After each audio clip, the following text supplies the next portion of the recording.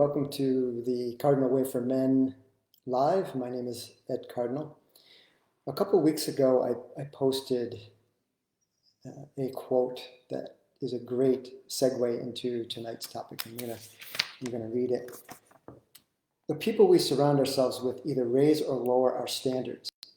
They either help us to become the best version of ourselves or encourage us to become lesser versions of ourselves. We become like our friends. No man becomes great on his own. No woman becomes great on her own. The people around them help to make them great. We all need people in our lives who raise our standards, remind of our essential purpose, and challenge us to become the best version of ourselves. I had a great comment to that post from Tim, who lives out in Colorado, someone I actually went to high school with. We didn't travel in the same circles in high school, the same circle of friends, but I got a chance to connect with him at our last reunion and had a great conversation with him. And he's been posting some great comments to a lot of my posts. And this is what his comment was to this particular quote. When we were little, my mother used to say to us, if you lay down with dogs, you'll get up with fleas. Be mindful about who you associate with. Pick the people who lift you up and make you a better person. He said, I will never forget this. How wise was Tim's mom. I've been reading Ed Milet's The Power of One More, and he actually had a chapter about your circle of friends and how important it is and who you associate with. And these are a couple of things he had to say about this topic. Who you allow into your inner circle is critical. You must cultivate and invest in these people as a means of investing in yourself. The people you spend the most time with are the people who will influence you the most. And he talks about these concentric circles with the middle being the bullseye. And that bullseye would be your circle, closest circle of friends.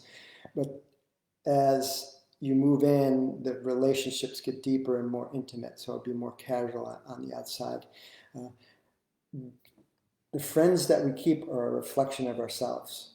So if your inner circle is a group of people that you're not particularly fond of, or not particularly fond of, but that you wish was a little bit higher quality, then you need to take a look at yourself.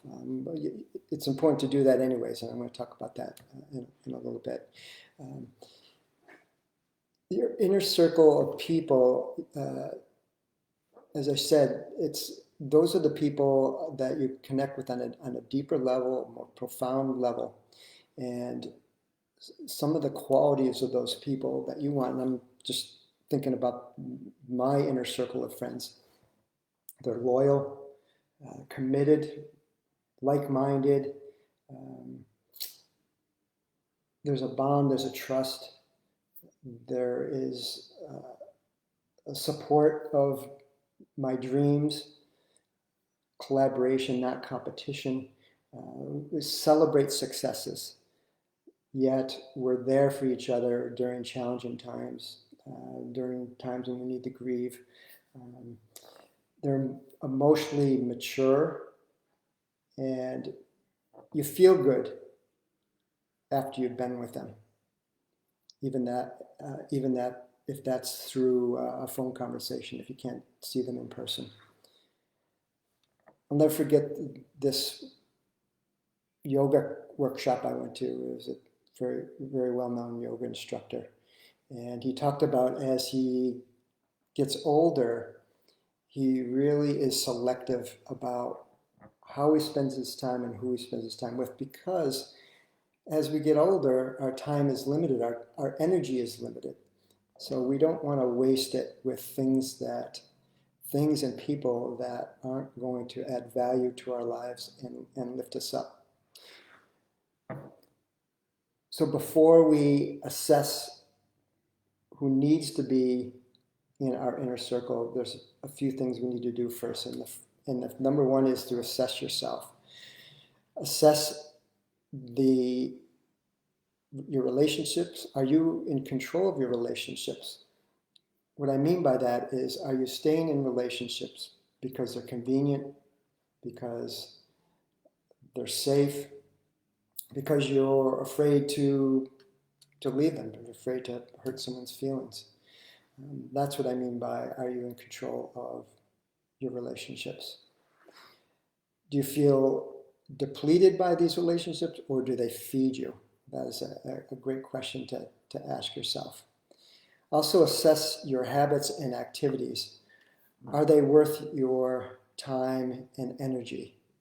If they're not, then carve them out of your life and fill them with habits and activities that, again, like the people you want in your life, that feed you and support you.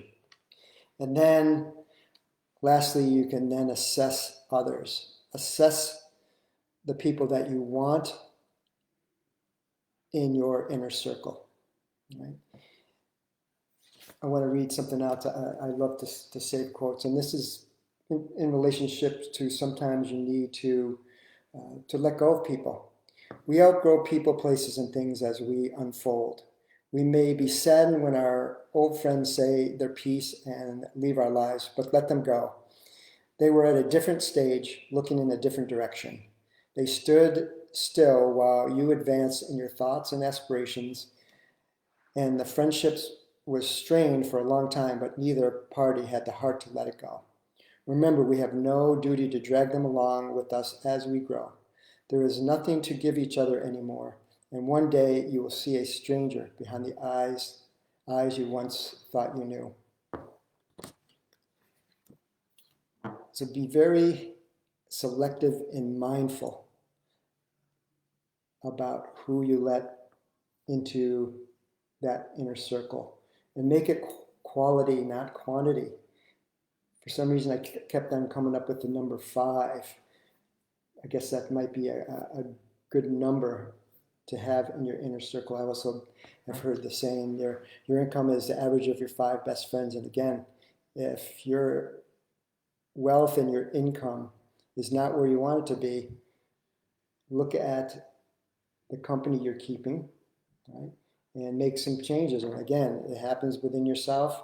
And as you do that, you'll be amazed at the types of people that you will begin to attract. Hope this topic was helpful. And drop a comment or a like if you did find it helpful. And until you see me again, be well and have a great rest of your evening. Take care. Bye-bye.